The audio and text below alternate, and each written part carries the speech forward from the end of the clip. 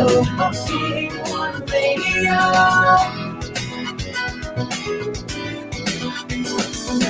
VA1 Radio, VA1 Radio.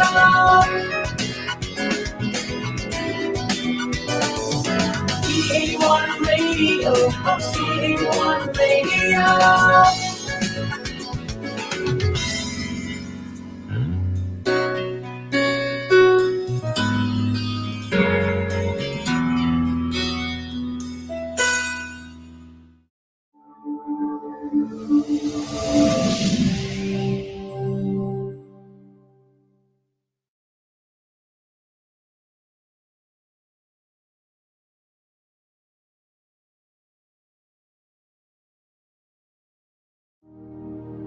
Our Almighty God, Creator of heaven and earth, Father and lover of our soul, you sit on your throne of mercy and rule with your love and faithfulness. You are full of grace. We acknowledge your presence in our lives. Nothing is hidden in your eyes, even our challenges and struggles in life. We come to you with faith. We ask not only for our daily spiritual bread, but to seek your forgiveness and undeserving favor to heal our land, our family members, our friends and neighbors, even our enemies with COVID-19 and other diseases. Holy Spirit, help us to deepen our faith and see the opportunity to believe, obey, and worship. As we face this pandemic, you are Lord and God. Encourage us and change our hearts, not to fear, but to be full of hope and find ourselves praying and meditating your word. We believe no works of the enemy prosper to your children. Abba, Father, we believe that your Son Jesus Christ is Lord and Savior. He is the truth and our salvation. Hear our prayers, O Lord, and most of all, not our will, but thy will be done. We pray this in Jesus' name, the name above all names, who was and is to come. Amen.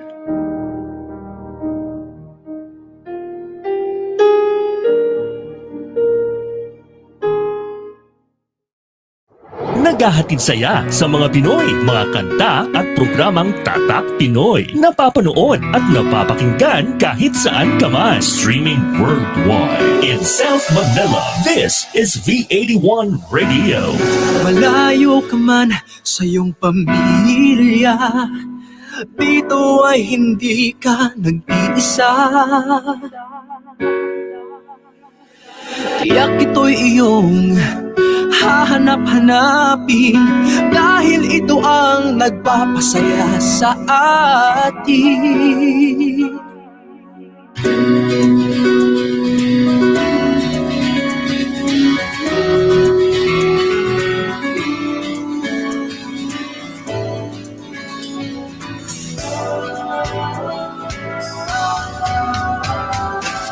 VA1 Radio, VA1 Radio. Ito ang radio mo, ito ang radio ko. VA1 Radio, VA1 Radio. Dahil mahal namin kayo. VA1 Radio, VA1 Radio. Para sa inyo ito, V81 Radio. Ito ang paborito ng bawat Pilipino. Basta all hits, all Pinoy, panalo. Merong kwentong iyakan at tawanan. Kahit nasaan ka man, ito'y mapapakinggan.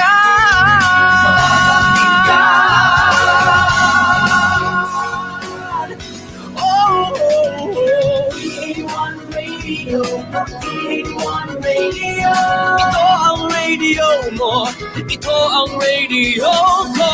VA1 Radio, VA1 Radio. Radio. Dahil mahal namin kayo. B81 Radio.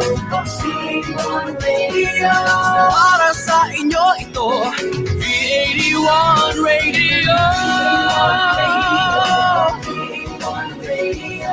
Ito ang radio mo, ito ang radio ko. B81 Radio. Dahil mahal namin kayo. B81 Radio. B81 Radio. Para sa inyo ito, B81 Radio.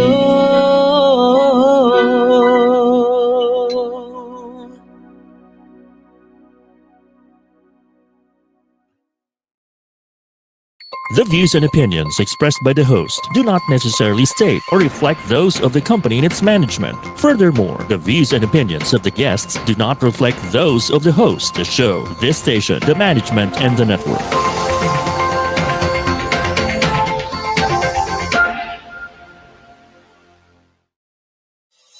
Welcome to Pride and Proud Asia, Asia's first online radio show that champions LGBT contribution and leadership in business and in our country and the region. Hosted by the Philippine LGBT Chamber of Commerce, visibility, representation, and empowerment. This is Pride and Proud Asia. Happy Pride!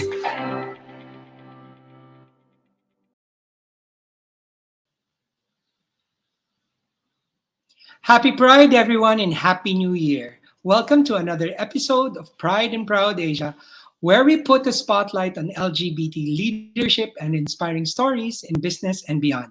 I am your host, your equality advocate, your partner in LGBT business, your skin sensei, Dr. Winlove Mojica. This online show is presented by the Philippine LGBT Chamber of Commerce in partnership with V81 Radio Manila. In Pride and Proud Asia, we wish to share stories that will make you see us more, hear us more, and of course, love us more. Kaya samahan niyo na naman kami ngayon sa isa na namang gabi na masaya at nakakapagpamulat na usapan kasama ang LGBT community. They say that good things come in pairs. Kaya naman joining me tonight is my co-host, the one and only Chief Rampa Officer, Mr. Ronn Astillas. Happy Pride, Ron. Happy New Year. Happy Pride, Win! Happy Pride to all our viewers, listeners tonight, and happy New Year! It's good to be back. Oh, kamusta ka? How did you celebrate your holiday season?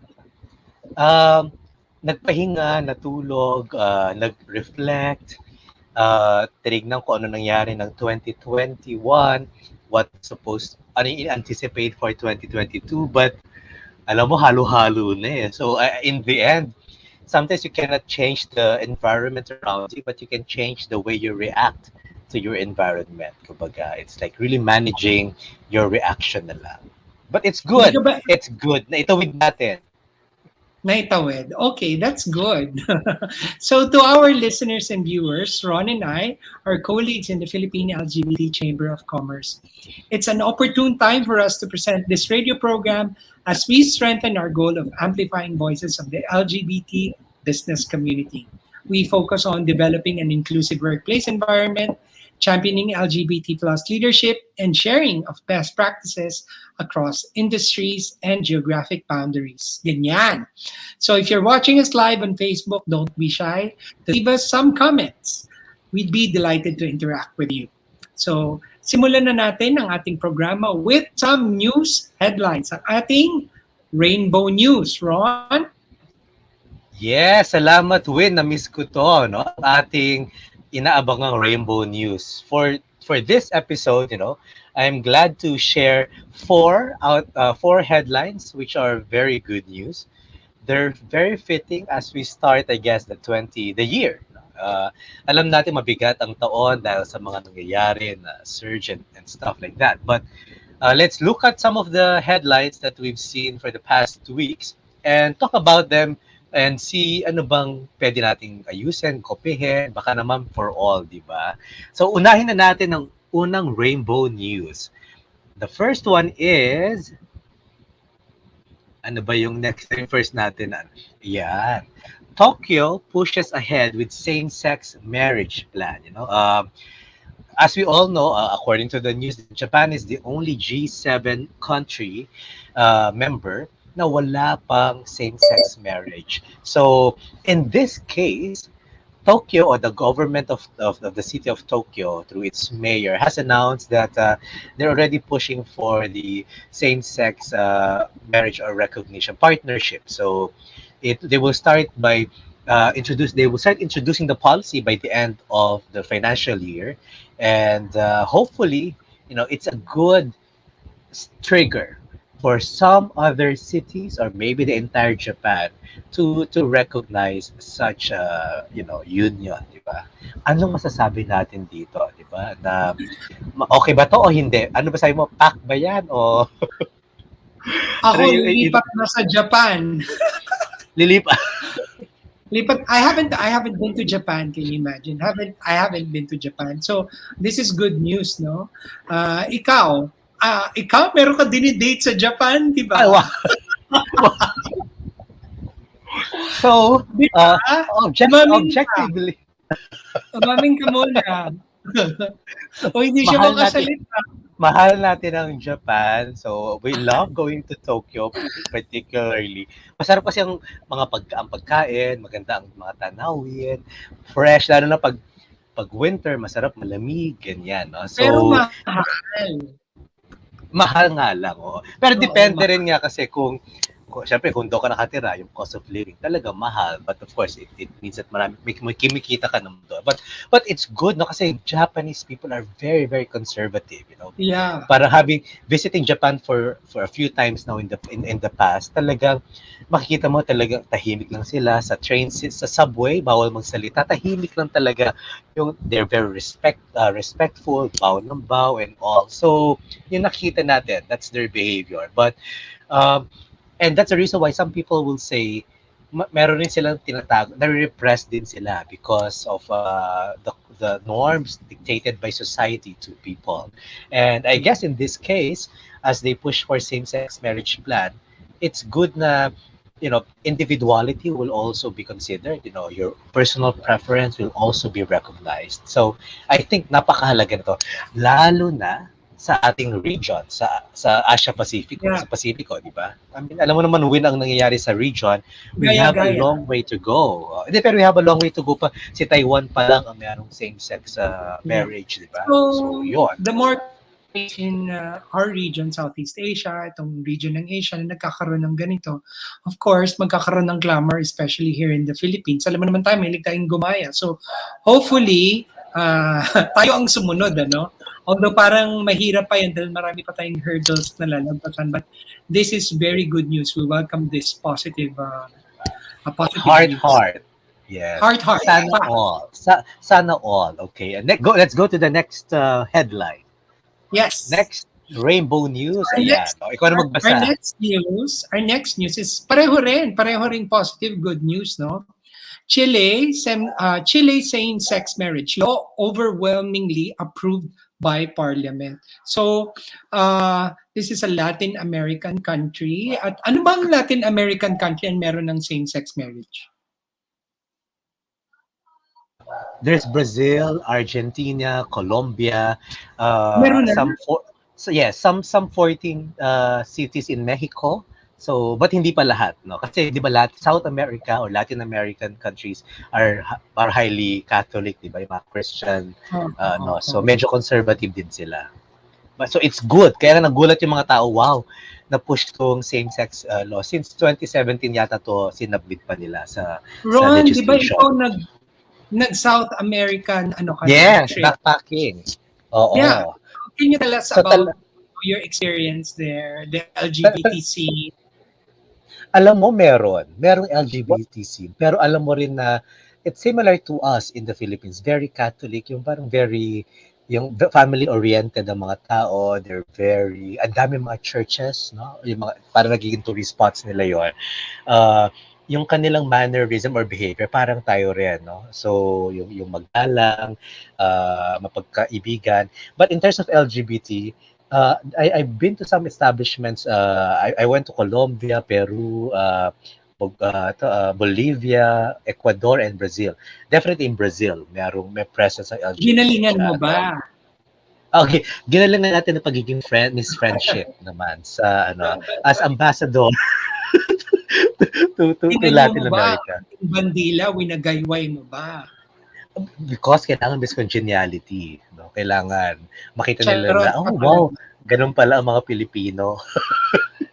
So this is good news, Ron. No, so more and more nations are recognizing same-sex couples and recognizing the need to protect these couples. So not just here in Southeast Asia or in Asia, but also in other in the Western world. No, so dumadami na dumadami. So hopefully nga sana tayo rin sumunod. Mapas na natin yung SOGI bill because that is a way for us to have equality for sexual minorities. 21 years na ba ang SOGI bill? Yeah, Na, oo, like 2 decades na, correct. nakatenga. So ano na siya, kung sa bata yan, nag-aaral na yan, patapos na ng College college. na siya, oo, college na. Para mga 2 years na siya, matatapos na siya mag-college. Oh, magdo-doktor pa daw o maglo-lawyer. So medyo ma-additional pa. Sana ang apelo ho natin sa mga policy makers, pag-graduate na po natin, sana po ma-adapt na natin ang SOGI bill. Oo. Push. Okay, Love, news love, na. love. So Sa this next is na good tayo. news. We welcome this positive development. So next Yes. news will be ikaw, Ron. Ayan, Favorite country Oo. natin and favorite leader. Of course, seeing the New Zealand passes birth certificate laws to benefit trans Kiwis. No? So the parliament has unanimously passed laws allowing transgender Kiwis to more easily update their sex markers on birth certificates. So I think this was introduced in 2018 in the legislative branch and finally passed into law last Thursday or last December pa to, alam ko. So in this case, so if you're a transgender person, you can already change your markers at birth certificate. No, you don't have to prove medical certificate. You just have to go to court and privately present to the court your medical records. Ganyan. So it's like saying we will allow you to recognize your identity. How do you identify yourself? If you're a transgender person, that will be allowed in New Zealand. Napaka forward looking nito. Yeah. Para nakakaiyak naman na imagine mo ma-recognize ka sa document ng government Correct. na you're a transgender woman. Oo, malaking impact 'yun sa mental health ng isang tao no na ma-acknowledge yung iyong gender identity kasi karaniwan dito katulad dito sa Pilipinas pag sinabing I'm a woman, hindi lalaki ka, pinanganak ka na merong titi.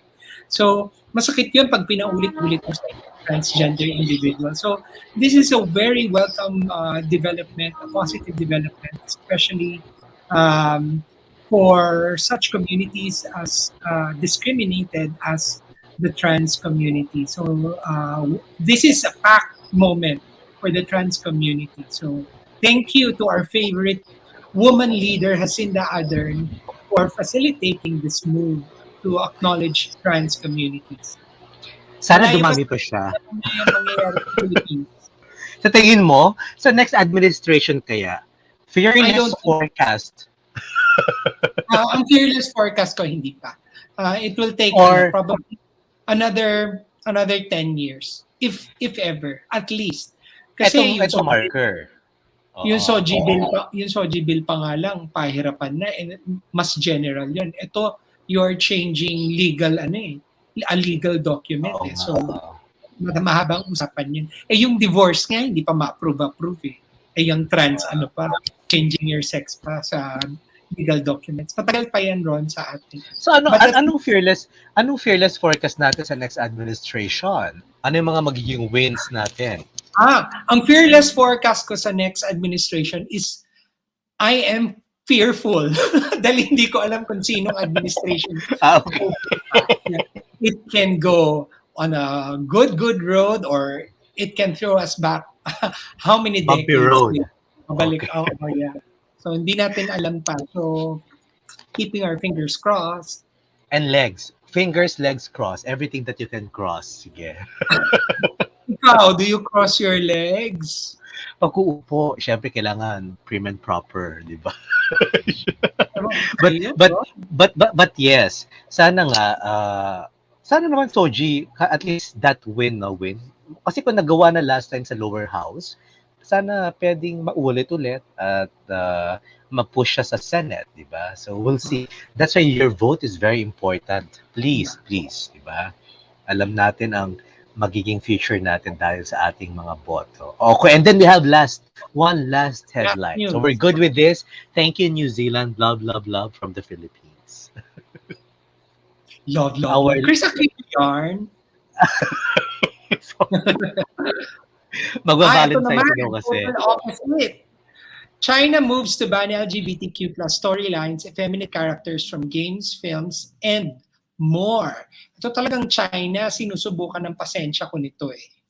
Favorite ko pa naman ang Chinese food. I'm sorry, talagang favorite ko ang Chinese food. As in, yung mga dim sum, tapos yung General Cho, yung sweet and sour pork, and tawag dito? Yung mga steamed vegetable. Yan ang default na order ko kapag kakain sa labas. Saan tayo kakain? Oo. Parang wala akong naiisip, Chinese food. Pero nakakainis sila, di ba? Ikaw, ano masasabi mo dito? Parang ito yung sa Russia, di ba? Na they're screening, gatekeeping ng mga types ng mga characters na ganito sa kanilang entertainment industry. Go ahead, Ron. My God, di ba? Parang it actually I would say bluntly, it's an attack to expression, di ba? It's an attack to creative the creative license of artists and of course the entertainment industry. Kailangan lumabas yung mga creative juices niyan. So, I would think na again, this is a thumbs down ito na it's like they're saying kasi they want to put an end to the sissy or effeminate and other abnormal aesthetics na mga look na pinapakita sa palabas, no? And pag tinanong kasi kung ano ba yung mga aesthetics na to, no? Ano ba yung tamang aesthetic daw na yung dati kasi diba pag yung mga smoky eyes, full face of makeup, may earrings, may nail polish, ito yung mga usual standard for male idol, yung mga artista na they want to express visually appealing when they perform. Ngayon, ang mandato na is they have these idols have to look more masculine, di ba? So, isip ko, di ba, kaya nga yung mga Asian na idols different from the Western idols kasi ang Western yung mga Thor, di ba? Captain America.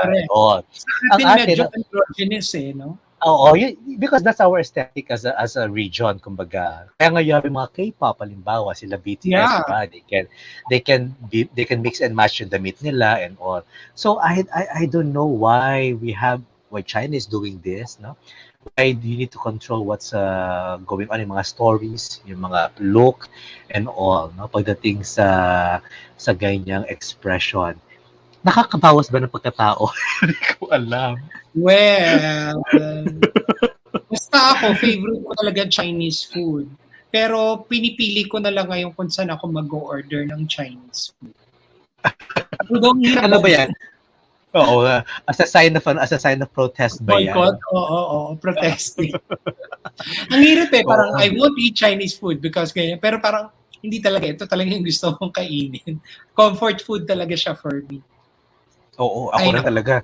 Yung mga fried rice lang nga, yung mga Chinese fried rice, Chinese chorizo, okay na ako doon. Pero hindi ka talaga sa chorizo, no? Oo, ayan. Reguluhan mo ko ng Chinese chorizo, matutuwa na ako. Ay nako. So, this is among sa mga pinakita natin na 4 na news. Ito lang yung hindi pasok. Lahat ay pack, lahat ay approved. Ito lang ang hindi approved. At galing pa ito sa ating favorite na country na China. I know. Okay. Okay, but so let's still send more love to them. Baka naman magbago pa, mas nila.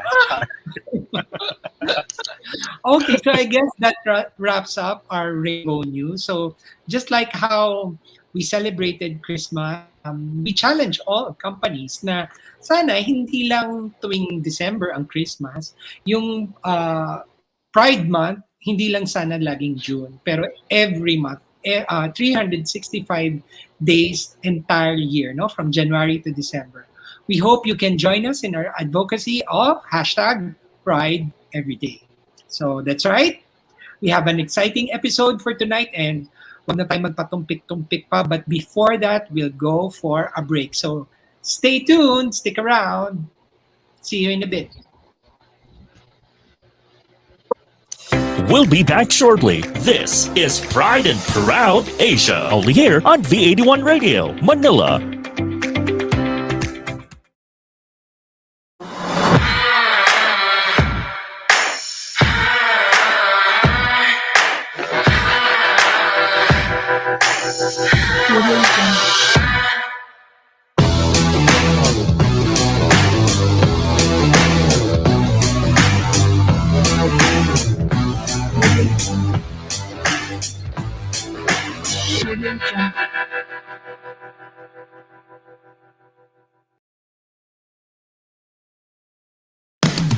Get into the treasure trove of undiscovered music through Napalm, your new all-Pinoy alternative music. Whether it's rock, metal, reggae, soul, or pop, we have it covered. Napalm features upcoming Pinoy artists and musicians, hosted by Lace Jimenez and Thunder God Bernard. So sit back and relax and enjoy Napalm, only here on V81 Radio, Manila.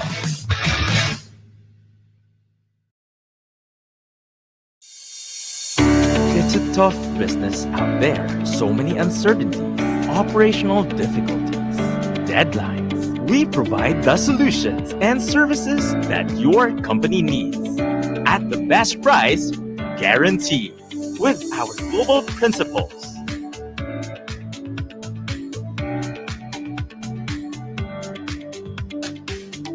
And experienced partners, we bring solutions to your current and future business. Inolution, supporting your business as always. Now back to Pride and Proud Asia, only here on V81 Radio, Manila.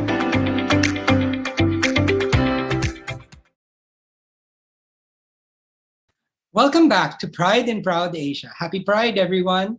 To those who just tuned in, you are watching another episode of Pride and Proud Asia, a first-of-its-kind program that puts a spotlight on LGBT plus leadership and inspiring stories in business and beyond. I am the Skin Sensei, Dr. Winlove P. Mojica. Last week, our episode, Work Bitch, When Is Work Just Work, tackled how the sudden shift in work-from-home arrangements has changed the way we work.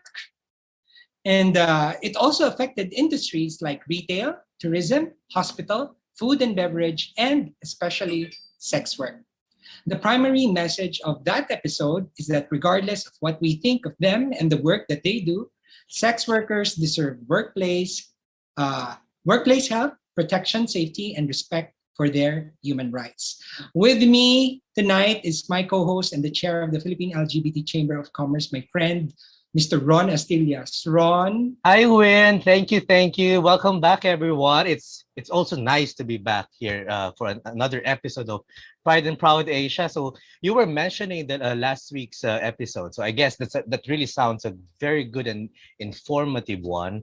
And tonight we'll be talking about, of course, no, sa lahat ng ating LGBT community, Ms.Universe 2021, the aftermath. Diba? So before we start, I'd like to introduce our guests who are confidently beautiful with their hearts. You know? So talagang alam na alam ng lahat ng mga Becks yan. So I'll introduce our first respected guest. I'm very happy that he's with us tonight. He is a lawyer who works for a multinational pharmaceutical company. He's also a lecturer on constitutional and international law. Pageantry is in his blood. Ito, na-discover ko lang namin ni Win. Growing up with his uncle, Rene Salud, no? He has trained beauty queens such as Rebecca Mateo, Bea Luigi Gomez, Tracy Maureen Perez, Cynthia Benita, Hannah Arnold, and among others. So let's all welcome definitely our expert when it comes to Q&A and everything about beauty pageants, Attorney JB Salud. Hi JB, happy Pride. Hello, thank you so much, Ron and Doc Win. I'm so happy to be here to be with all of you and to discuss a topic that's so close and super passionate about. Thank you, JV. Thank you for being with us. And now our next guest is no stranger to the pageant life, being a beauty queen herself. In 2014, having Filipino-Chinese ancestry, she won Miss Chinatown and she placed first runner-up in Miss Grand International 2016. Outside of her glamorous gowns, she worked in public service as a speechwriter for Cesar Purisima, former Secretary of the Department of Finance. Currently, she works in the Senate as a PR writer. Ladies and gentlemen, please welcome Binibining Nicole Cordobez. Good evening, Nicole. Hi, Winlove, hi, Ron, and hi, Attorney JB. Thank you so much for having me and for a thoroughly researched introduction. Grabe yan ah. Welcome, Attorney JV, and welcome, Binibining Cordobez, to Pride and Proud Asia. Welcome, JV and Nicole. So, okay, so ngayon, dahil nga experts kayo sa Q&A, ang goal natin tonight is himay-himayin yung mga sagot ng top 5 finalists sa Ms.Universe 2021. So, rampa na tayo sa Habe. Nakakaba naman ito. Pressure. So, magpapakita tayo ng mga quote cards kung ano yung sinagot nila, and then we'll let JV, Attorney JV and Binibining Cordobez to discuss kung okay ba yung sagot nila, could it be improved, or parang totally pangit yung sagot nila. Okay? So are you ready? Alright. Ano ba tayo? Will we be too cruel? Talagang pangit kung pangit? Ganon? Walang... Bahala sila. Real talk Let's talaga be ito. truthful. Oo, real talk. Kailangan ng authenticity ba? Walang Oh sugar. my gosh, ayokong mabash sa Instagram tsaka sa Twitter. My Hindi naman, you can say it naman constructively. It could be better, ganyan. Pero di ba, walang sugar coating. Kung sa tingin nyo, it can be improved. Then, yun ang sabi Kung tsaka-tsaka, ganon. Okay. So let's begin with the candidate number 1 from Miss Colombia. Okay. So ang question is, according to Global Citizen, 95% of the world's countries are led by a male head of state. How would the world be different if more women were in charge? So the answer of Miss Colombia was, women are leaders by nature. We have the power to raise our voice and make decisions in society as role models, make an example, but not just with words, but with action.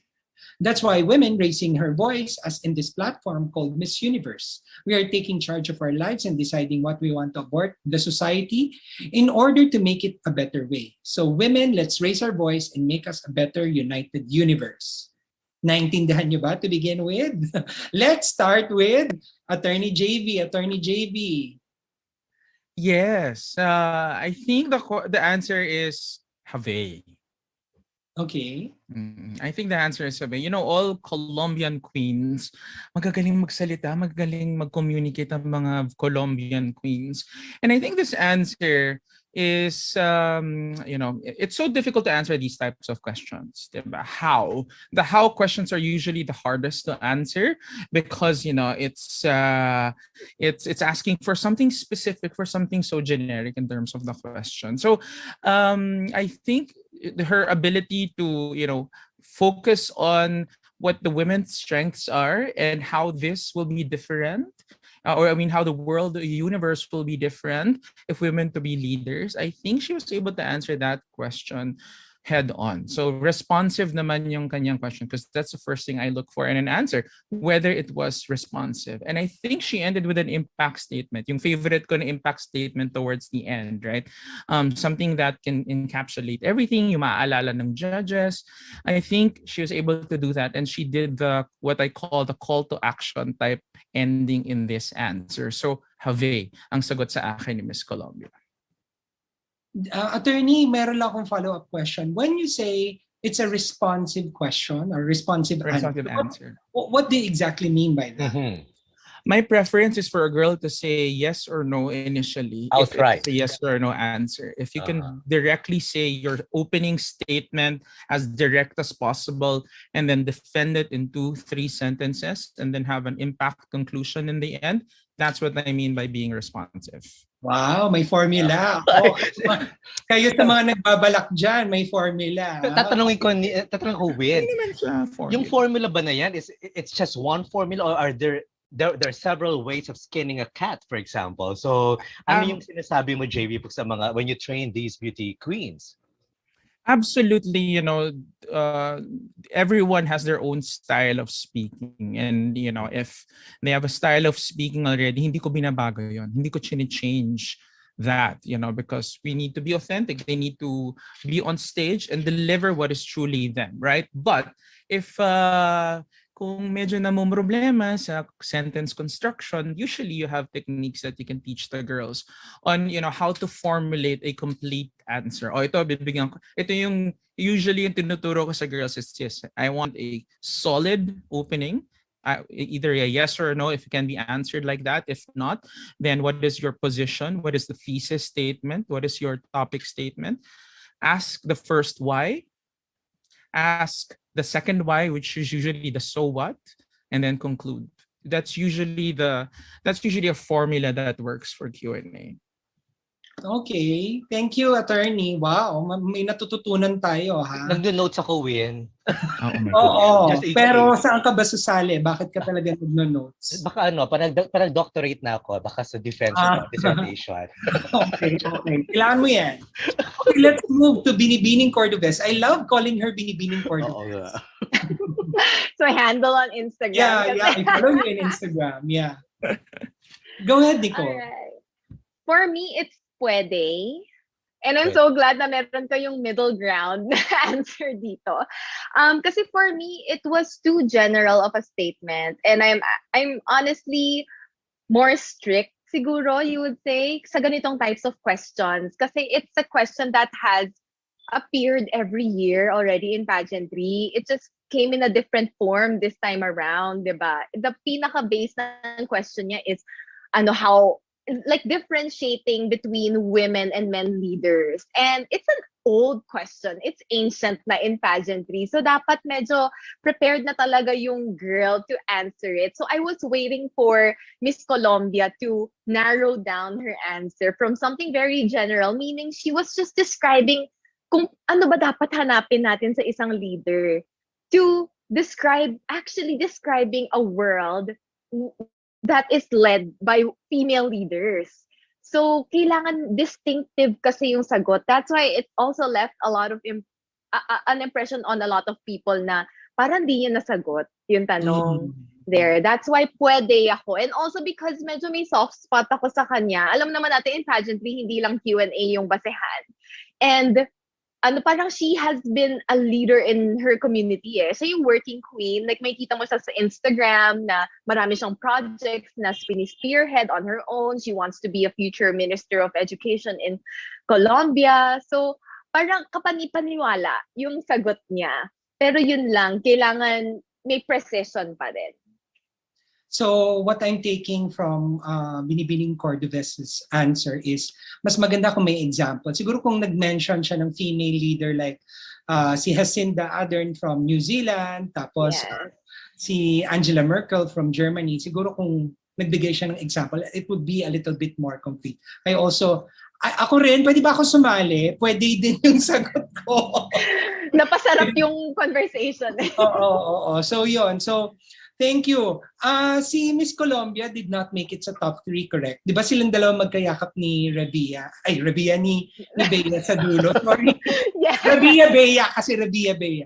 Ni Bea sa dulo. Okay, sige. Thank you. So we have an have and pwede. Ikaw, Ron, meron ka bang gustong idagdag? Sasagot ako ng ibang question. Sige, okay. Muna ako ng tips. Nagdo-notes ako eh. So. Okay. Sige. So our next candidate will be from India, and she is the winner, Ms.Universe, si Harnaz. So Her question was, many people think climate change is a hoax. What would you do to convince them otherwise? So Harnas's answer was, honestly, my heart breaks to see how nature is going through a lot of problems and to all irresponsible behavior. And I totally feel that this is the time to take actions and talk less, because each action could either kill or save nature. Prevent and protect is better than repent and repair. And this is what I'm trying to convince you guys today. Okay, so let's start again with Attorney JV. Well, this one, to be honest, when I initially heard it, because the question is, convince him that it is not a hoax. Yes. Right? But what we heard was a call to action on saving the environment. And that's when I felt a little bit of the responsiveness lacking in this particular answer from Miss India. Diba? So parang yung mga usually mga hinahanap mong sagot for this, and maybe we can hark to the Miss Earth answers in the past, is really to trust the science, to trust what the scientists have been saying for years already. Look at the direct evidence of, rising sea levels. Sana ganun yung may, to Nicole's point a while ago, maybe a little bit of precision could have worked to her advantage here. But, I think ang ganda kasi ng delivery Q&A. Exactly, attorney, di ba? For me kasi, there's a common misconception, abogado, di ba? Tapos constitutional law professor. Akala nila pag nagtatrain ako ng Q&A, content is king. But in reality, whenever I train Q&A, it's very different. Q&A for me is 20% content, but 80% delivery. And I think that's where India really shone that night. Talagang napakaganda, emotional, authentic. Talagang she draws you in with her delivery. Content-wise, lacking a little bit. And it's something, di ba, attorney, that you can't really train. You can't. Di ba, yung magic na ganon, may budol eh. Yeah, parang alam mo kung sino yung sobrang ganyan talaga, si Bea. Alam mo, I'll give you an inside scoop on Bea's final question in Ms.Universe Philippines. Iba yung tanong sa kanya, sinong ilalagay mo sa Philippine peso bill? That was exactly the same question I asked of her the first time I met her. Kasi at that time, di ba merong discussions in the States whether to put Harriet Tubman in the $20 US bill.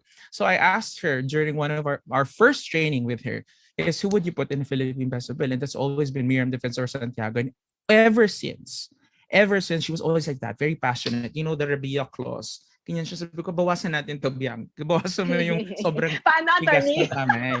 Gumaganon si Biang di ba? But that's what, Q&A is winning from the top 5 kasi talagang it's destiny. At saka talagang iba yung delivery, hindi mo talaga matuturo yun eh. You can't teach destiny, you can't teach charisma. So I have a question, Win, kay JV. You mentioned content is around 20% and 80% is delivery. So that means storytelling is important, connecting to your audience, them seeing your heart out, diba? So, but I focus on the 20%, which is content. So can candidates simply say, claim some statistics which are not accurate? Can candidates express just to sound intellectual na, climate change has brought this and the number of population has decreased from blah, blah, blah and all. So means how do they verify? Will that be immediately verified by the judge or hindi na tinitignan ng judge yun? I would never teach a girl to bluff. I would never teach a girl to say makeup. Or hindi naman makeup, talang mali yung research niya, mali yung data niya, for example, pero pinanindigan niya, and then very well said. Alam mo, may mga ganun na pumapatok pa rin sa... Diba? Oo. Maraming ganyan sa YouTube. Yan yung maraming clicks. And I'll give you a very good example. Na talagang sobrang parang lost siya even in delivery. Janina San Miguel. Janina San Miguel, di ba? Remember her. I'm sure we all know her, di ba? Memorize natin ang sagot ni Janina. But why did she win the top crown in Binibining Pilipinas? And when you ask the judges, you know what they say? Because she made me laugh. Because, I was drawn to her. Because, she had the charisma on stage. Even though she screwed it up. Melanie Marquez also in Binibining Pilipinas. I mean, I love Ate Melanie. Tito Rene trained Ate Melanie. But her Q&A was not really in terms of content, even in terms of delivery wasn't there, but the charisma 100% there. Yeah, I agree. There has to be a connection to the audience. But I'm just really curious. From us na wala namang pageant experience, like how do judges Wait verify, lang, Ron. diba? Bakit mo sinasabing walang pageant experience? Baka ikaw lang yun. For me, no, Yan na. sorry, Win. Sorry, generalize ko. Nag-generalize ka na walang pageant experience. Baka ikaw lang yun. Wow. Nag-a-assume ka. Di ba kasi parang, how do you verify fake news? I mean, the misinformation, that's as queens, for example, it's your duty to make sure that you're truth telling, di ba? You're Yeah. sharing what is real, what is authentic, and minsan kasi you have the charisma, pero yung sinasabi, kaya marami mga leaders na may charisma na naduluklok yung sinasabi nila ay hindi naman totoo, di ba? Alam natin yan. Remember before, parang may nag-criticize kaya kay Catriona na hindi daw 104 million Filipinos. Ay, parang may nagganon kay Catriona at that time, di ba? So, but what I'm getting from the answer of Binibining Cordovez and attorney, may mga bagay Wala pang comments si Nicole. Wait lang. Oh, sorry. Go ahead, Yeah. Nicole. Go ahead. Well, kasi I think statistically, meron naman tayong mga general statistics, like yung within that range. So kung medyo extreme naman na falsehood na siya, alam natin yon. Although it's true na hindi ma-verify ka agad ng judges nga. Pero powerful lagi na nag-i-insert ka ng number.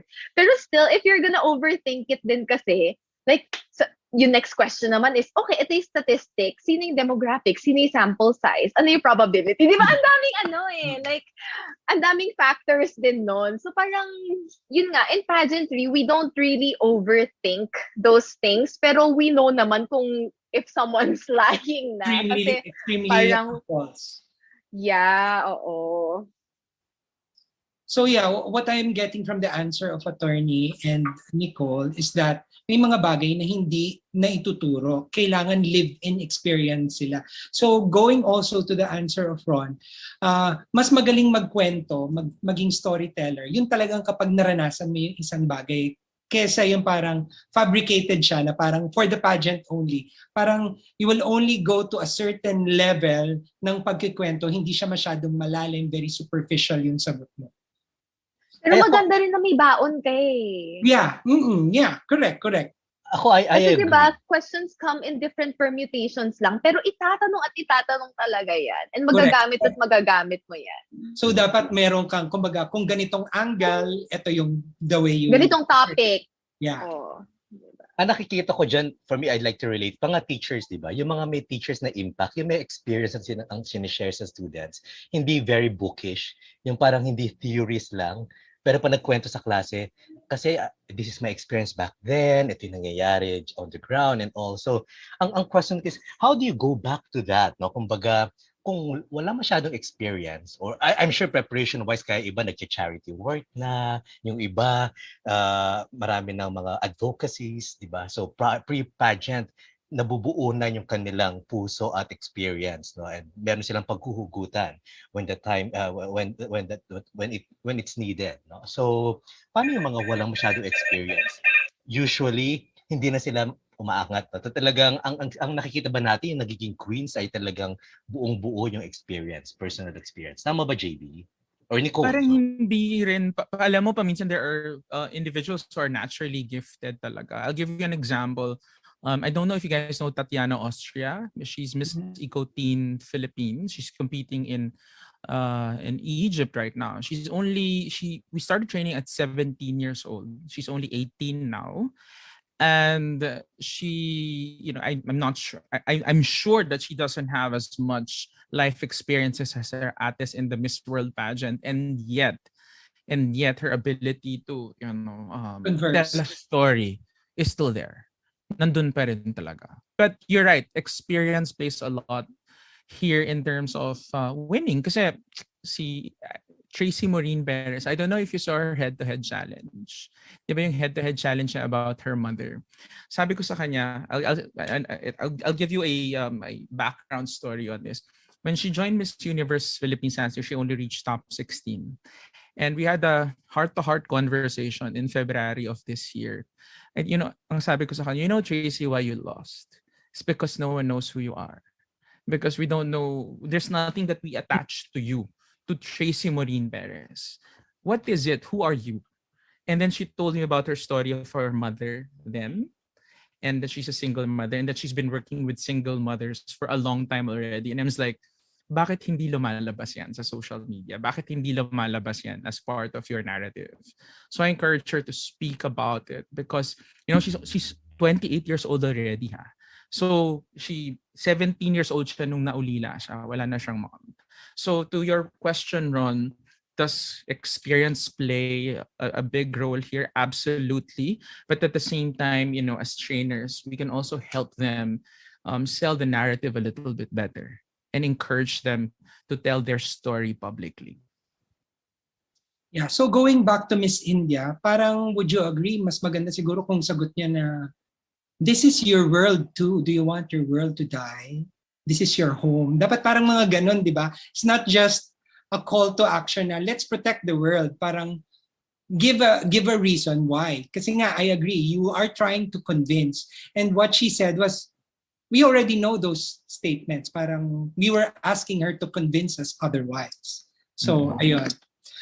Well, ano pa lang yan? Candidate number 2 pa lang yan. Apoy na yung discussion natin. And now let's proceed to candidate number 3, one of the top 5 contenders for Miss Universe 2021, Miss Paraguay. Okay, the question for Miss Paraguay was, how can women best handle body shaming?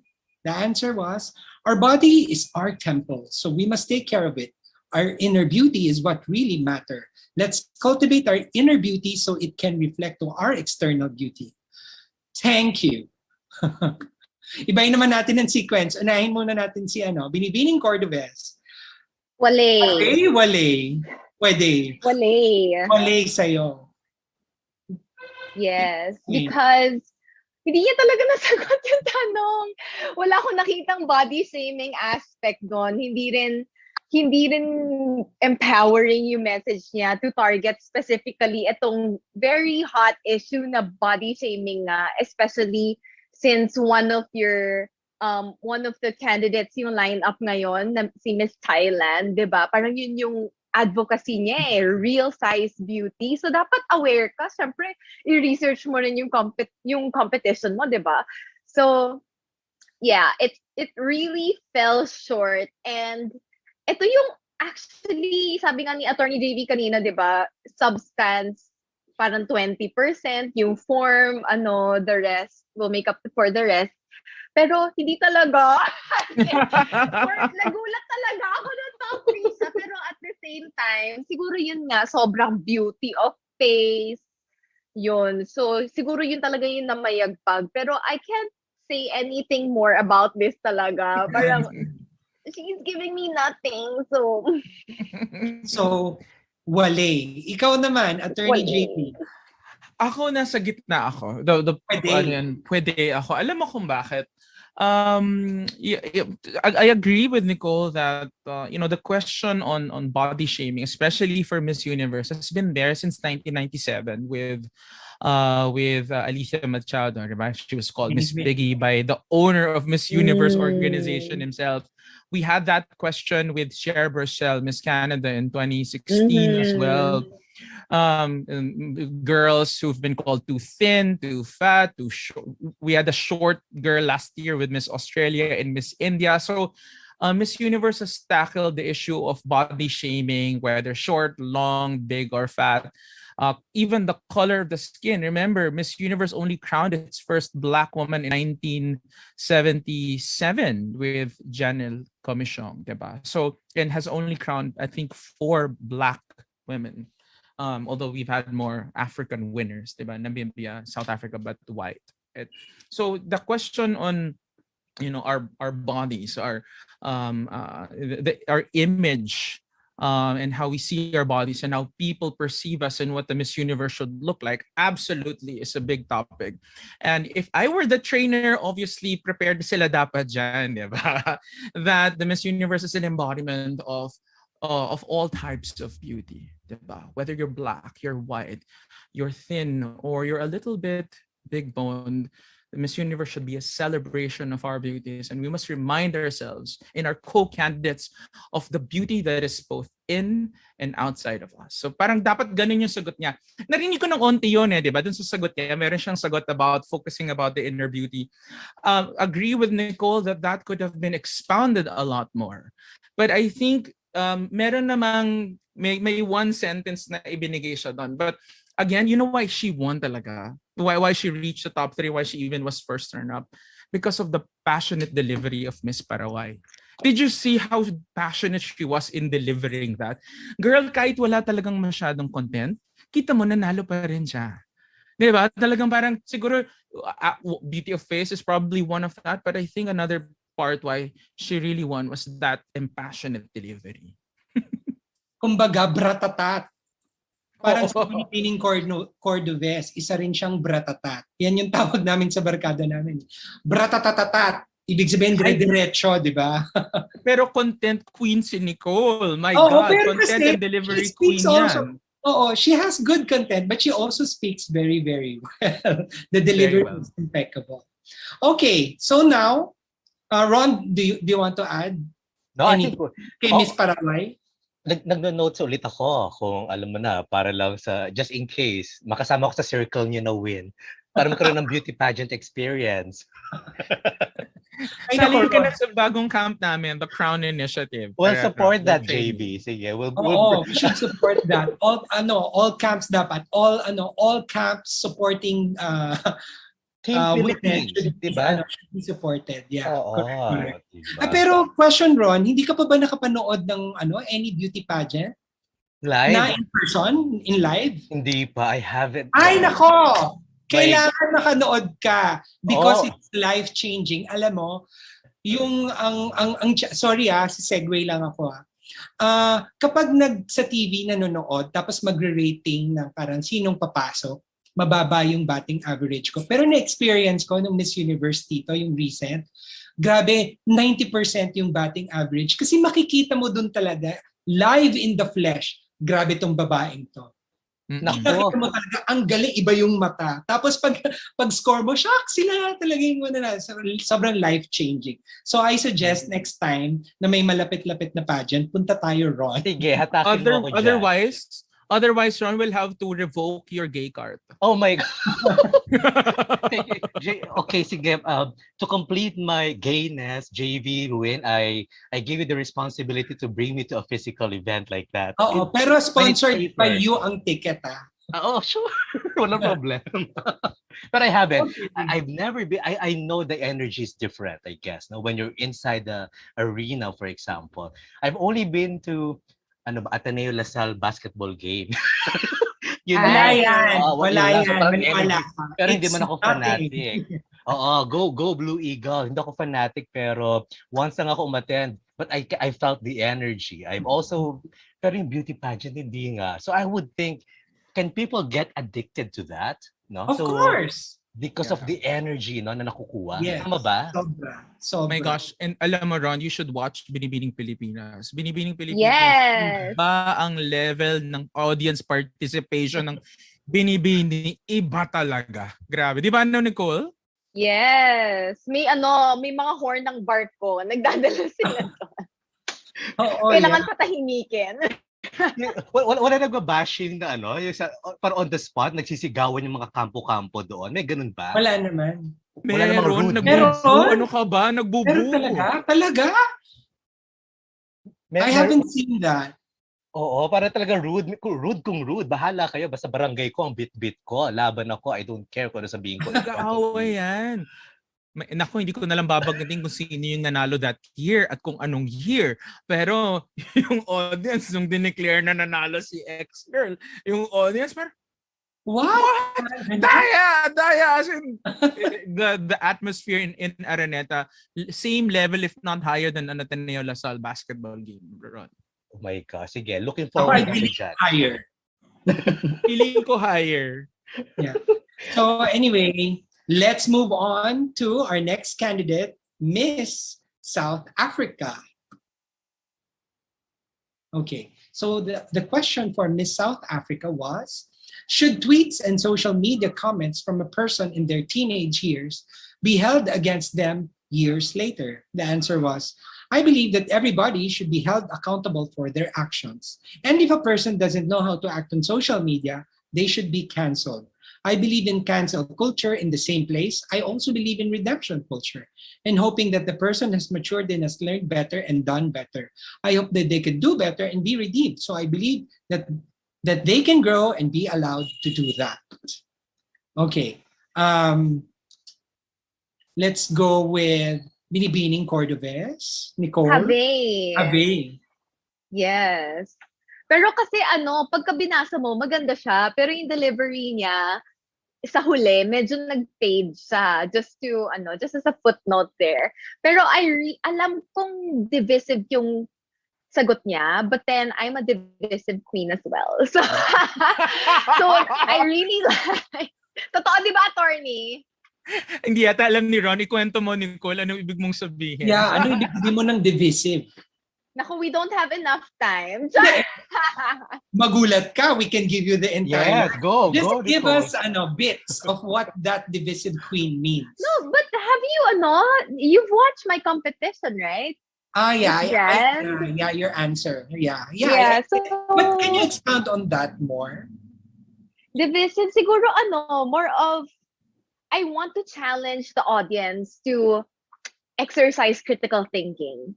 And I don't like ever, kasi I'm not a pageant girl naman talaga. Office girl ako eh. So, hindi ako like people pleaser. Alam mo yun? Like, it's not, feeling ko, beauty queens are there to rate, para mapag-usapan yung isang issue. Hindi yung oo lang.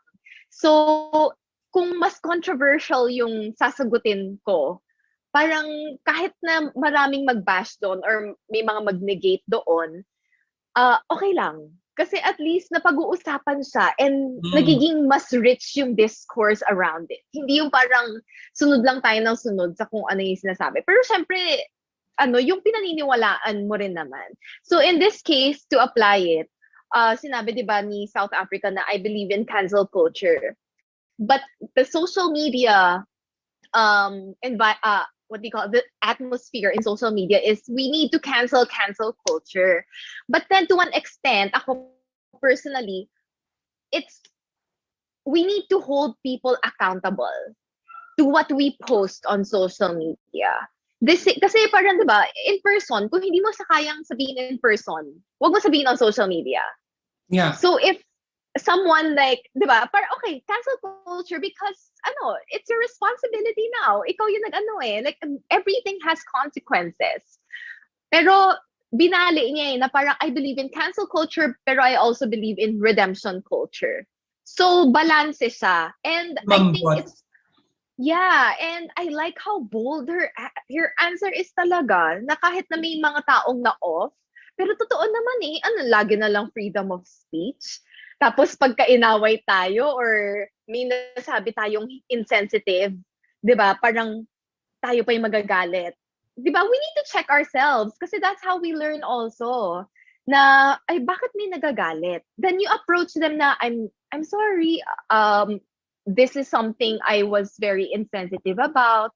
So I would like to learn more about this. I want to be more self-aware. So thank you so much for doing that for me. Yung ganon. So, I think, kailangan sa social media, kailangan mas maging matatag tayo.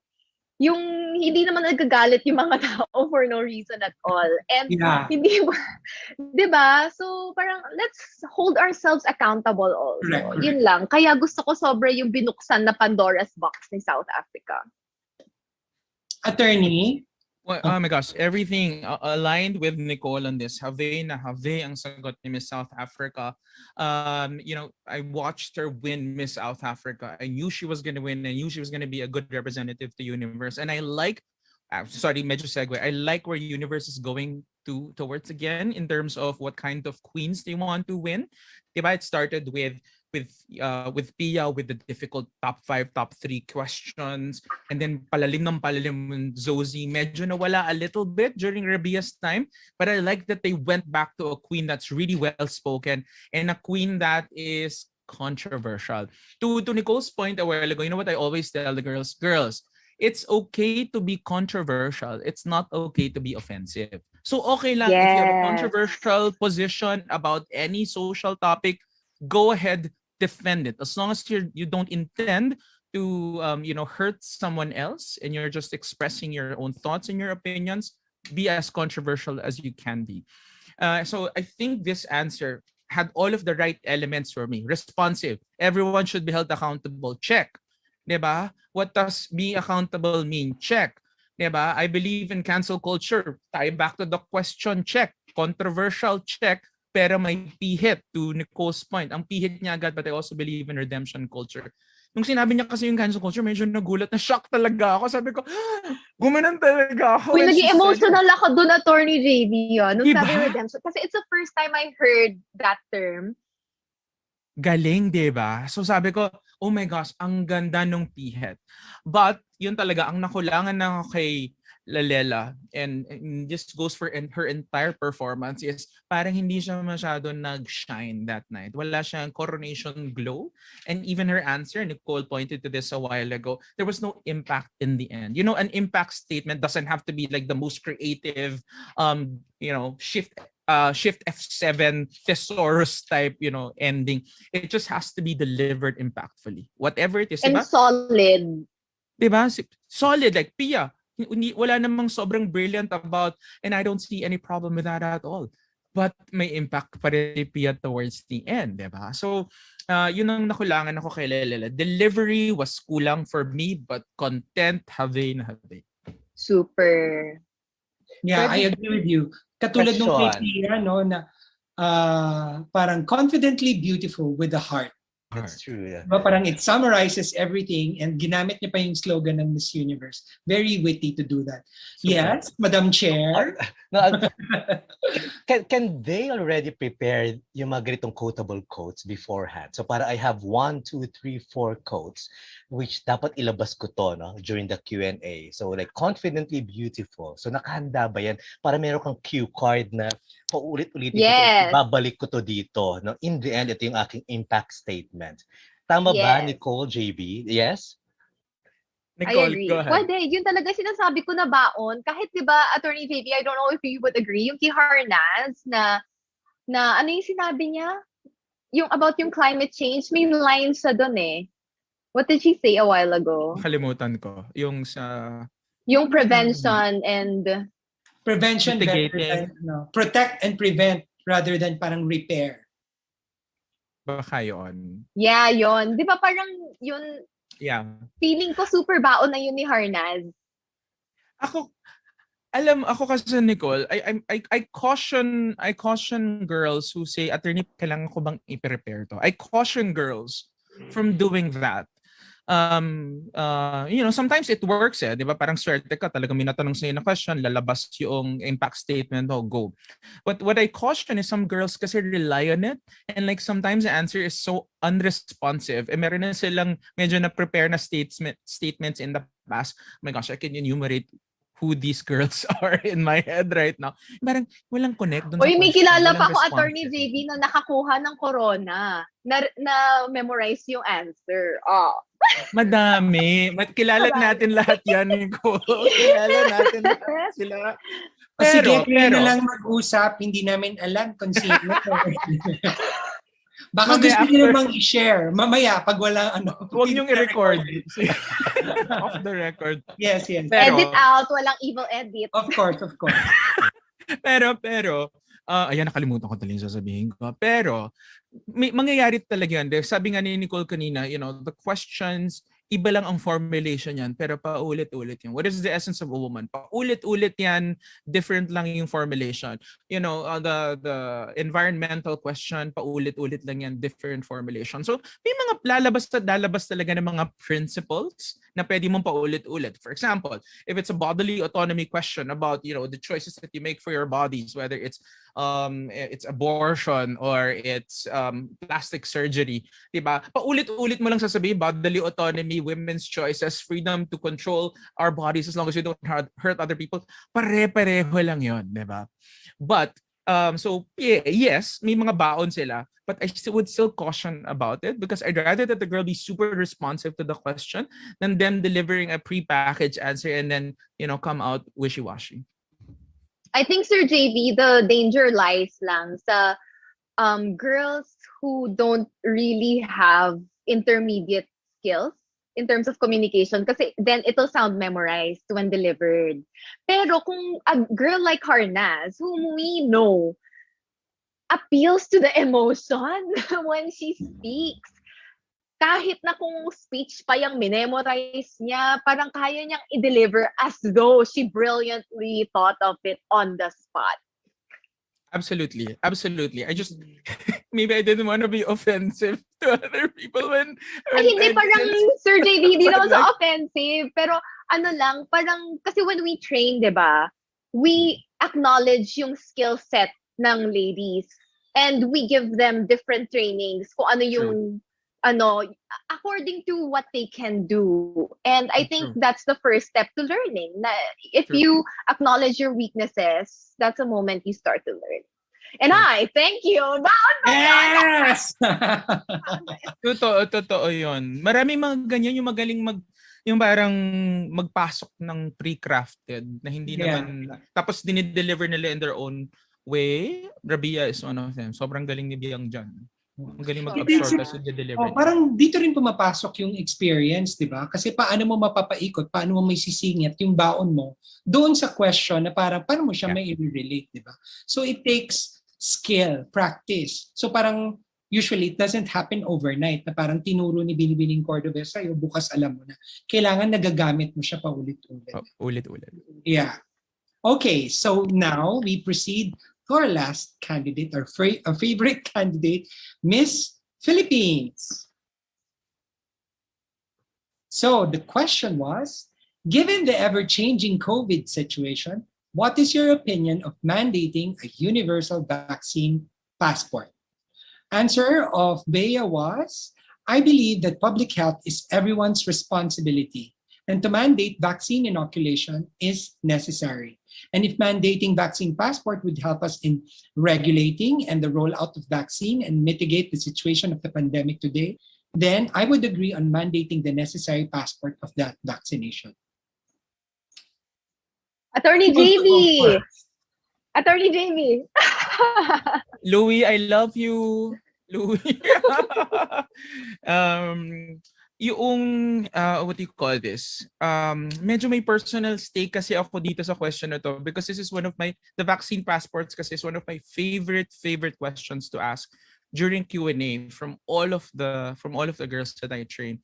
So medyo alam mo yun, Nicole, kahit hindi ako nagpapa-memorize, I hate girls that are memorized. But I was expecting a little bit more in terms of the issues that revolve around vaccine passports. I loved that Louis was responsive. Yes, I'm okay with mandating it. Meron siyang first why, di ba? Kasi if it will help us, mitigate the risks and help the vaccine roll, medyo hindi connected. Pero she followed the formula of the why and then the second why and the so what.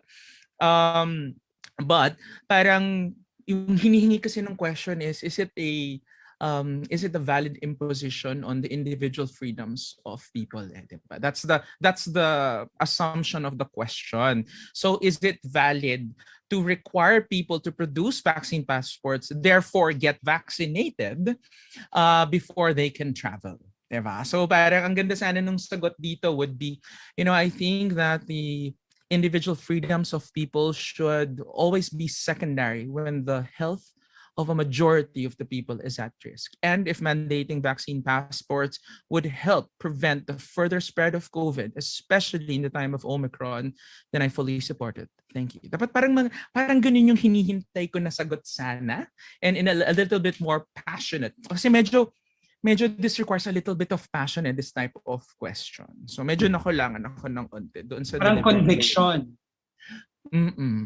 Yeah. Yun sa dulo medyo parang umikot na yung sagot niya, parang bumalik na ulit na gano'n. Yeah. Binibining Cordobes, I really love pronouncing that. Binibining Cordobes. Attorney JV, I have a question for you. Kasi di ba, you said na in your trainings, you have tackled yung mga vaccine-related issues. So was the vaccine passport part of that?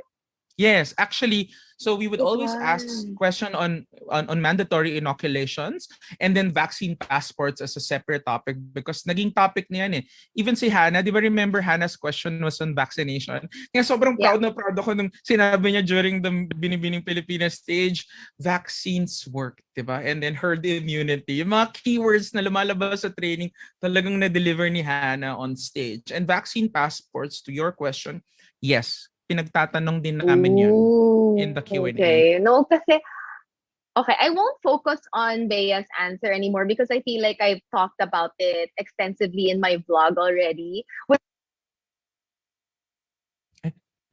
Nicole? Ako lang ba? Nawala si Nicole. Oh, you can't hear me? Ayan, there. Hello?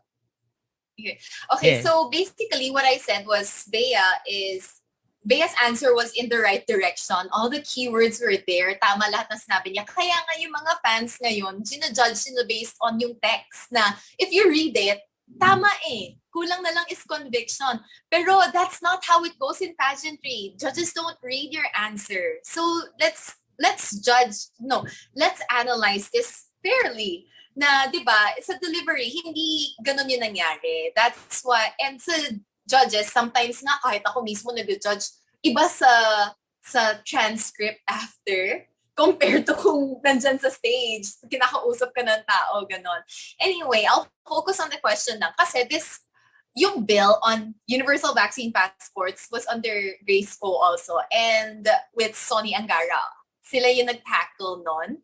So, parang yung universal vaccine passport, parang more access siya to public spaces. So it encourages more mobility, diba, sa mga tao. Pero yung problem nun is magiging discriminatory yun sa mga hindi pa vaccinated. Pero gusto naman magpa-vaccine. It's just that sobrang may shortage. So Attorney JB, iko-consult. Oh, am I gonna file a case? Hindi, feeling ko the question was a bit unfair because hindi lahat ng countries tulad ng European countries, tulad ng US na may abundance of vaccines and access to vaccines. So in most countries, very non-existent nga yung vaccine passport eh. Kasi we're still fighting to get vaccines. Tapos, meron pang certain brands yung ina-acknowledge ng different countries. So kung tayo, for example, na puro Sinovac yung first mga 2 or 3 waves natin ng vaccination rollout, parang we're discriminated against. Globally, diba? So parang I felt na it was quite an unfair question, if I could say that. Yeah. I think it's, parang yung layers niya, ang daming layers itong tanong na to eh, parang napopoliticize na siya, diba? So parang for me, it was a very surprising question kasi most countries are not there yet. Most countries have not even taken up yung universal vaccine passport. Our vaccine passports, by the way, is not necessarily for mobility. It's just proof of inoculation. Yun lang siya because change nila talaga yung definition sa bill. Because you don't wanna, kasalanan ng gobyerno din naman eh, di ba? Kung bakit walang dumarating na vaccine. So parang you're shooting yourself in the foot talaga. So it's a very complicated question. And kaya feeling ko, gets ni Bea na, yeah, in general, it's parang whether, like mandating ba to get jabbed. Pero makikita mo na lito siya na pumasok, na-absorb niya bigla na, wait, universal vaccine passport eh. Ano yung kakaibang role nun? Kaya nga parang, it's not a controversial question. Kasi a more controversial question would be, should we mandate everyone to get inoculated? So that's where the rights go in, di ba? Pero ito, universal vaccine passport, parang, teko lang, wala pa kami sa phase na yun. Di pa namin napag-isipan, di ko pa napag-desisyonan how I feel about it. So, I don't know what to feel about the question, honestly. Pero I feel Yeah. like it's an unfair question. I think Binibining Cordobes, if you were to answer it, I would- Sorry na wala yung volume, nakakaloka. hello? Sorry. Ayan. Baka naubusan ng battery nung yung AirPods. Yan, better? Nagko-connect ng Bluetooth yan. That's why medyo nawala. There. Okay. So when you're saying, parang, Ako? is there such a thing as an unfair question? Uy, teka lang. Gusto ko marinig yung take ni Attorney JB kasi wala akong makausap about it. Ayun na. Are you Ayun, okay na. We can hear you na, Nicole. Interesting na yung vaccine passport na tackle pala in particular Yeah, in training. during the Actually- training session. Actually, Okay. naisip ko para So it was interesting for me to find out. Sorry. Yeah. I Go ahead, understand. Disclosure pala, Win. Disclosure. I will not disclose which one, but I actually work for a vaccine company. And actually, ko. in my old company, I was policy lead for vaccines, specifically for the HPV vaccine. Win, you know that, diba? Yeah. Kaya ako first na-meet si Win because of Parang the alam ko na tong HPV company na to. vaccination. Malamang isa lang naman sila na nagpo-provide ngayon ng HPV vaccine. But sorry, Win, I cut you off. Go ahead. Sorry. Hindi, go ahead. You answer first. Kasi may question kayo si Nicole. Ikaw muna. Ako kasi, Nicole, I always tell the girls, kasi it's the Q&A is always a luck of the draw, diba? Especially for the top 5 when you don't get the same question. If you don't get the same question, swertihan talaga. And that's why I always say winning universe, the crown from 5 to 3 and then to 1 is always about destiny. Diba? Swerte ka, may natanong sa iyo yung question. Rabia, same question ng Q&A training namin. Yun yung natanong sa kanya, diba? So I always tell the girls, so that they're in the right mindset, never blame the question. Never say that the question was wrong. Never say that the question is unfair. Primarily because of, of strategy. Kasi kung maniwala si girl na may unfair question, wala na, talo na talaga siya. Hindi na siya lalaban eh. Because there's already a psychological barrier in here and saying that, oh my gosh, ang hirap na ng question. Oh my gosh, it's an unfair question. It's not gonna bode well for that girl. For this particular question, you're right. There's so many complicated topics, right? So many complicated overlayering of issues on questions on vaccines. You're right. Equity of access is definitely one of the biggest barriers to universal vaccination globally, right? But two things. One, the question was phrased in the Ms.Universe context. Therefore, it's, I think, with a little bit of an assumption that people already have universal access to vaccination, because you're absolutely right. It's unfair to require something like this when X companies are unable to provide it to even to the developing world, right? So I think for these types of questions, remember you only have 30 seconds. So ang turo ko palagi sa girls, since you only have 30 seconds, don't overthink it. The first thing that comes to your head, answer it. Yun ang sagutin mo. Don't second guess yourself. So identify the answer and then run with it.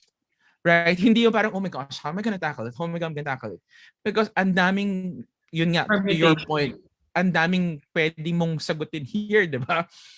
And in this case, I think you could have, you go with the narrative that will sell, right? Q&A is about selling the right narrative, storytelling, choosing the right narrative is your first step to winning, di ba? So dapat pag ganyan, dapat medyo universal yung approach mo, di ba? Parang, public health, public safety, the safety of humanity is at risk.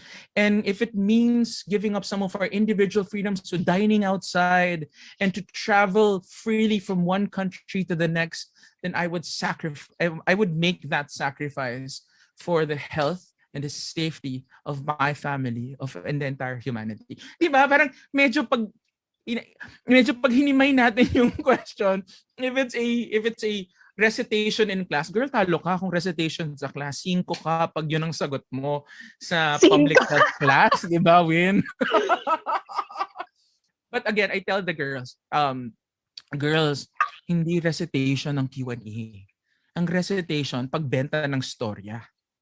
So you need to tell that story. pick the right narrative, defend it, and then hope for the best. Alam mo, Attorney JV, now thinking about it, kung I was caught off guard, if ever I'll be like, you know what, I've never, kunwari ako, I've never heard of universal vaccine passports yet because I'll tell the story of my country.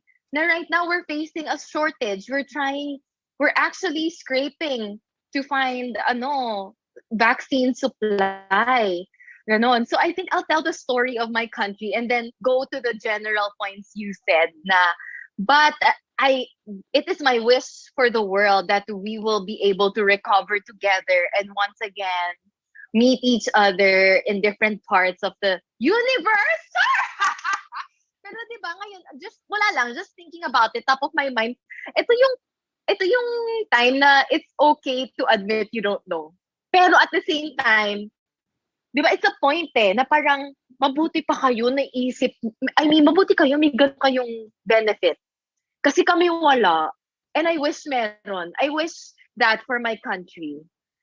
Yeah, absolutely. And to your point a while ago of personalizing things, if you can tell a personal experience, that's one of the most powerful ways to answer a Q&A. To be honest, as a teacher, as a mental health advocate, as a lawyer, as kay Bea, for example, kung tinanong siya LGBT, as a member of the LGBT community, girl, number one, you're signaling credibility already if you're able to tell that. And then you tell a specific story of your experience as an LGBT member, girl, more powerful because again, it's about storytelling di ba? If meron silang maa-attach sa'yo na kwento, girl, winner ka na. Nicole, kwento mo na yung bakit ka naging controversial. Dali! Gusto mo ako magkwento? Wait, ano ba to? Which one to? Ang dami pala. Ron, ito yung question. Yung question kasi kay Nicole, Miss Grand International is, if you were to pick, this was, remember, in 2016, national U.S. Federal elections in the United States of America, if you were to pick between the Democratic candidate, Hillary Clinton, or the Republican candidate, Donald Trump, who would you pick and why? And guess which who would you one? choose to stop the war with you? Ayong parang just stop the war with you. I know her answer. I saw it. Go win. Anong sagot ni Binibining Nicole? Diba si Trump ang sagot niya? Yeah. Yeah. Can you recall that? Can you refresh Lakas, the mind? Yeah, Trump. Yeah, pero not because he's my leader, but because you parang convince them to switch sides because he's the one starting the war. So, edi budulin mo, gawin mong kakampi mo. Diba? JV and Nicole, playtime, char. yung gusto kong sabihin kanina, yung question ni Nicole na parang, teka lang, nag-vaccine passport ka na dito sa Philippines para and other parts of the world meron pang vaccine inequity. I agree with yung bagiging divisive. Nakita ko yung divisive queen mo doon. And ang gusto kong sabihin kanina, if I were a judge and you were to answer it that way, pasok ka sa top 3 sa akin. Because your experience, you are telling personal experience, parang hindi ko alam yung vaccine passport Tapos parang ako rin kung sinabi mo na, I think this question is unfair because there are other parts of the world who do not yet have the supply of vaccines, enough supply of vaccines, while the rest of the European countries, the Western countries are already talking about traveling from one country to the next. There are people who are dying because they don't have the supply of vaccines. Correct. So parang ganon. So magandang attack din siya. So I think experience talaga kasi if you are sanay with that side of parang give a universal answer, then you can pull it off. Pero by being divisive, only experience can pull that off, di ba? Hindi mo yung mapupull off na parang di siya inaaral. So kailangan parang galing sa puso. Na parang nakikipag-usap ka lang, teka lang, di ba? Parang it takes confidence na I want to challenge you. I'm taking down notes again na pwede palang kontrabida answer. So, na rarely happens sa mga pageants, I guess. Kasi nga kadalasan naririnig namin is plakado na. Kailangan positive vibes. Kailangan ka talaga. Yan, queenly, powerful, positive words are coming out of your mouth. But kung ikaw yung kontrabida na Eh, sabi di mo ba na sawa na tayo doon? Panalo na tayo doon. sawa. Sawa. Di kaya nga eh, 'di ba? Dapat may ganun, dapat part of the training na ganun. Try to be critical. I agree with Nicole na we need more critical thinkers. My goodness, children these days are not even able to read and write properly. So, and the way they get their information online. So we're doing also this show to make sure that we really validate, authenticate information we get, and make sure na we're Yeah, and responsible with what you post, di ba? yes, Ron, I agree with you. And it's really, people are so afraid to engage in dialogue, to have a conversation. Parang kailangan pagpasok mo, tama ka. Perfect. Pagpasok niya, mali siya. Hindi ba pwedeng i-explore natin lahat ng anggulo? Not necessarily na I'm defending this, ito yung side ko, pero tignan lang natin, di ba that's how we find truth naman? You continue to explore it, disprove it, and then confirm it. Di ba ganun naman yung search natin for truth? So, I feel like people also have this, kaya a lot of us are pushed into silence kasi we have this pressure to sound right all the time. Yeah, I agree with you. And being in social media, if you have that experience, no, you need. I don't want to sound bad, but sometimes you need to be bashed or to be called out or to be cancelled for you to grow up. Kasi not everybody is born sensitive, di ba? Meron tayong mga kinalakihan na mga bagay na hindi naman naituro sa atin yan ng magulang natin or ng school natin. Only other people na outside of our circle can teach us those things. So we really need to have open communication. So dapat ang mga queens laging nagbabasa, hindi sila natatakot magsalita. Siguro yung iba natatakot because baka mali yung grammar ko. Parang ganon. Pero how can you correct that if you don't speak? Gagayahin ko yung technique ni Attorney JV. As a teacher, because I am a teacher in UP College of Medicine, when I talk to the medical students and there's an observed clinical exam, I always tell them, this is not just an exam about your knowledge. Like for example, may sample patient, tapos kakausapin nila, and then we will grade them on how they take their history and how they diagnose the patient, and then formulate a plan of management. Sinasabi ko sa kanila, yung knowledge, dapat hindi lang yun yung aspect ng pag-i-exam. This is an acting exam. This is a speaking exam. Whatever you know, dapat na-crunch mo na yan into details or into information na readily translatable to the patient. Kasi kung doon pa lang siya ita-translate, diba? Lugi ka na, you only have 10 minutes to take the exam. So, it's an acting class. You can never pass a speaking class if you don't practice speaking. So you have to speak. You have to speak with your family members, speak with your friends, you speak with everybody. So I agree with Nicole. And if I may connect lang quickly, that's more even prevalent in the LGBT plus community, where we always push for diversity of ideas, diversity of thoughts, and that leads us to more dialogue, I guess, di ba? So, nako Nicole, gawing advocacy talaga yan na parang it's okay to sometimes parang go against the flow. Be critical. Bakit nga ba yun ang nangyayari? So, kulang talaga. Ramdam natin yan. Pero kinilig ako dun sa sagot ni Nicole. Actually, kinilig ako dun sa sagot niya. Parang, teka lang, bakit ka nagba-vaccine passport lang? Meron na kayong ganyan? Sa amin nga, sa mga probinsya, marami pa hindi nababakunahan. Oo. Pero Nicole, I just have to inform you, we have a surplus of vaccines now. We have surplus. Recently. Oo, recently. Ang problema ngayon, meron na talagang vaccine hesitancy, especially among the seniors. So, ang daming nag-expire, ang daming nasasayang na hindi na nagagamit ngayon. Yun naman yung problema. As someone in the vaccine pharmaceutical company, I approve this message, Doc Quinn.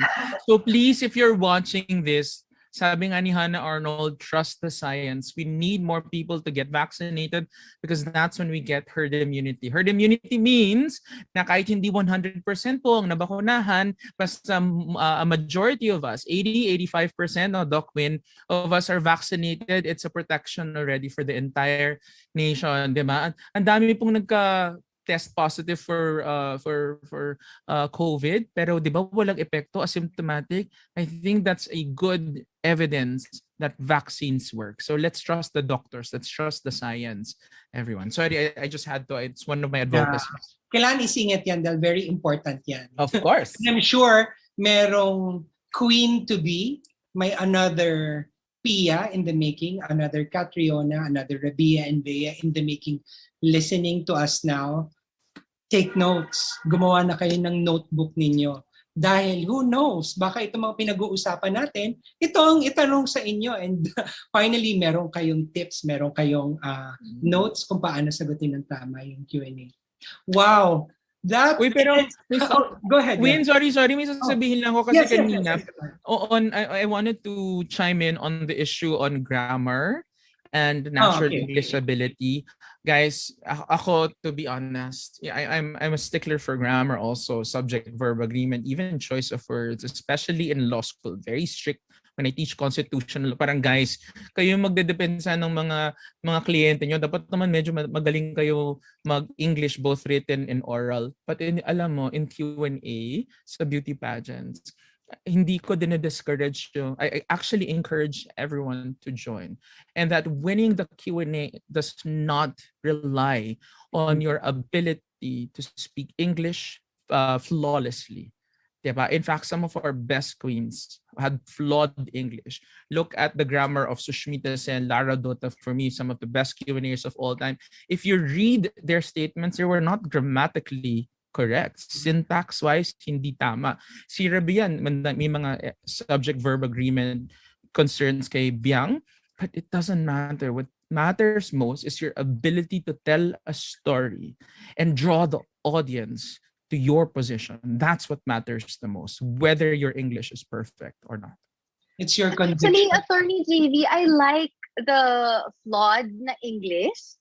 Yeah. Kasi it shows where you are from and it makes you more personable. Diba? Exactly. 100%. Yeah. So ako, between grammar and content, I would really go for content kasi makikita mo rin yung authenticity. Merong sobrang perfect nung English pero napakababaw nung sagot. Tapos meron naman na hindi as perfect yung English niya pero totoo because lived yung experience. Wow. Absolutely. Grabe. We can go on forever and forever. You have pageant enthusiasts here in the room together with Q&A experts, Attorney JV Salud and Binibining Nicole Cordovez. Thank you, Attorney JV and Nicole, for joining us tonight. Time flies. Patapos na yung yung ating radio show. So before we go, any final word? Sige, gawin nating pang Q&A to na Any message for an aspiring kid who wants to go to experience the world of pageantry? Ladies first, Binibining Cordovez. Okay. Just do it. Once you join pageantry, there's no such thing as losing, because as long as you have this attitude of openness and the humility to learn, you will automatically become a better person than you were yesterday. And honestly, it's not cliche when ladies say na parang I've grown so much out of pageantry. And it can be very scary as well because you are opening yourself up to a lot of people, especially with social media now. But I hope that you find it in your heart to embrace also things that you should be excited about. And if you feel that you're that person who can make a change today, the world needs you. And please do take that first step. And the new Ms.Universe is... Ang ganda, grabe. Ang dami mong baon. Dinaon mo yan. Ang galing. Thank you, Nicole. Wow, it's such an honor for you to be here. Thank you for that wonderful answer. Attorney JV. Well, first of all, thank you, Ronn, Win, for inviting me to the LGBT Chamber of Commerce. Congratulations to everything that you've accomplished. And I'm so proud that I was once a member of the board of this amazing organization. And thank you, Nicole, also for the wonderful conversation that we had tonight. Such an Kape amazing tayo, person. Attorney JV. Yes. Ano ba? Pasig lang ako. Data Lagi privacy ako pala nasa ako. UP. Okay. So, ako, three things that, I have teenagers who ask us already if they can join. There are three things I usually say to girls who do that. First and foremost is to enrich yourselves before you join a pageant. So if you're a 12-year-old girl, 13-year-old girl, go to school, educate yourself, study hard. Think of activities that would enrich you not only academically but also your souls.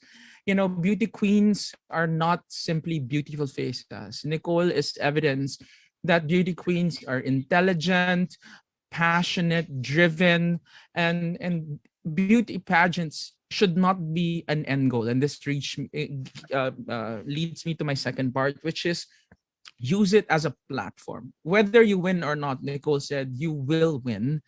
You may not have a crown, but you can definitely use the experience to as leverage for all aspects in your life. Whether you eventually go into law like Zoraida Ruth Andam or Teresa Lecaros or Patch Magnanong, di ba? Sorry, Zora was my office mate in Accra. Tere is the wife of my good friend from Ateneo. Di ba? Ang daming connections. But enrich She's the girlfriend of my brother.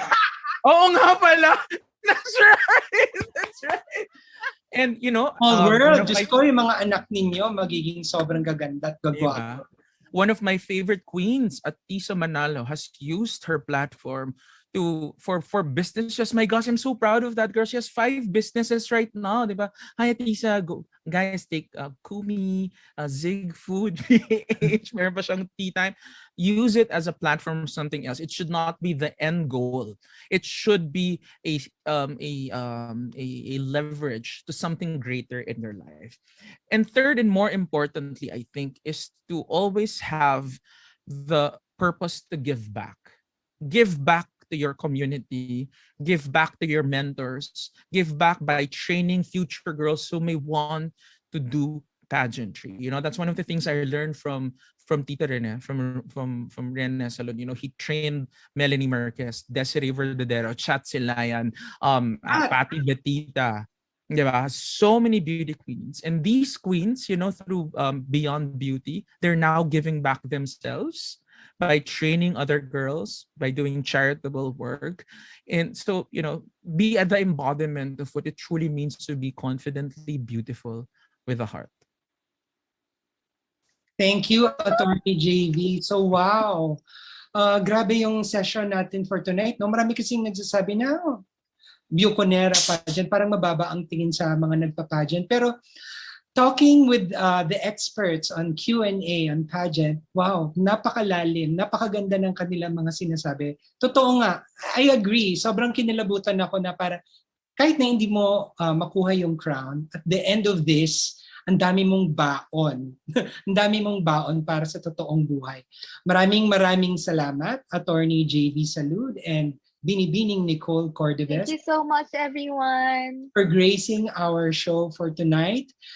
We are here at the Philippine LGBT Chamber's Pride and Proud Asia, where we would like to feature different LGBT leaders and different people from our community because we need representation. And alam nyo na sa Pilipinas, hit na hit ang mga beauty pageants. And kaya ang guests natin for tonight ay beauty experts, Q&A experts from the pageant world.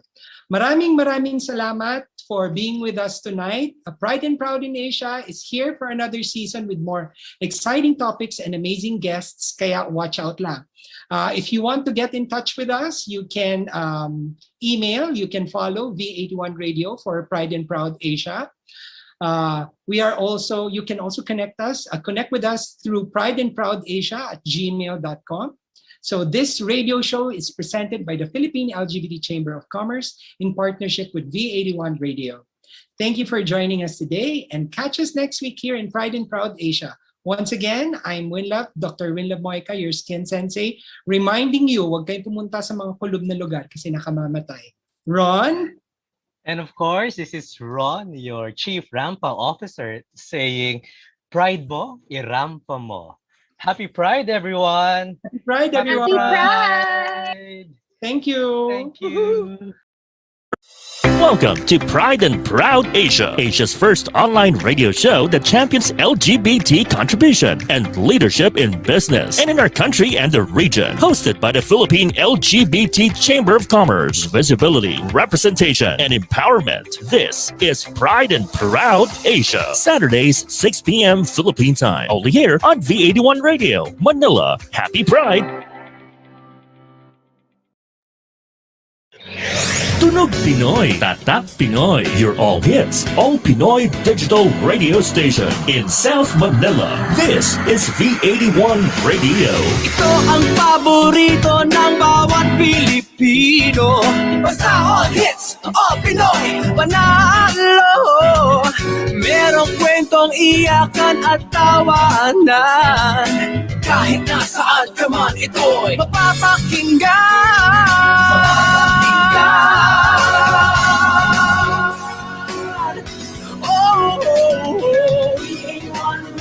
V81 Radio. Ito ang radio mo, ito ang radio ko. V81 Radio. V81 Radio. Dahil mahal namin kayo. V81 Radio. V81 Radio. Para sa inyo ito, V81 Radio.